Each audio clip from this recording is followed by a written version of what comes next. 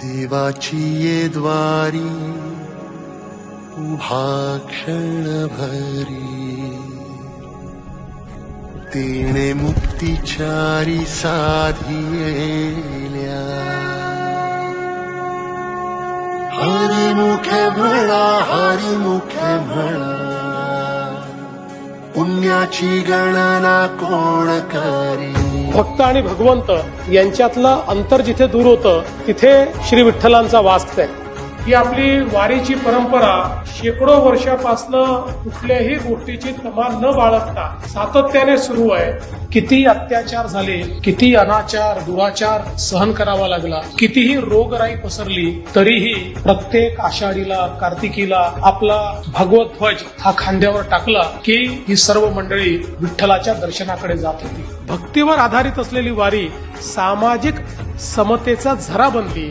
वारीला जातीत थारा नाही. तोच माय तोच बाप विठुराया पंढरीचा. वर्ण अभिमान विसरली जाती, काही विचारात घेतले जात नाही. एकमेका भेटतात, गुलाल बुक्का लावलेले यात्रिक सर्वजण एकत्र, एकच गजर, पावले पडतात एकत्र, भक्ती आणि विठ्ठल. आपल्या वारकरी परंपरेमध्ये प्रत्येक व्यक्ती दुसऱ्या व्यक्तीतला पांडुरंग पाहतो आणि त्याच्यासमोर नतमस्तक होतो. नाचत वाजत गाजत आत्मिक आनंद लुटत हे पंढरीकडे जात असतात. अभंगांनी त्या ठिकाणी एक पावित्र्य तयार होतं की त्यामुळेच खऱ्या अर्थानं आज आमची संस्कृती जी आहे ही अभेद्य राहिली आहे. माझा महाराष्ट्र आज प्रगतीच्या दिशेने चाललेला आहे.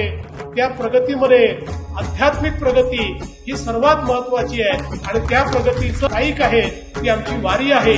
रूप पाहतानो क्षणी सुख झाले वो साजणी. तो हा विठ्ठल बारवा,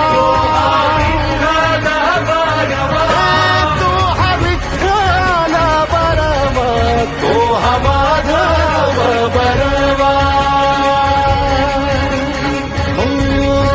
तोच बाळ तोच बाप विठुराया पंढरीचा.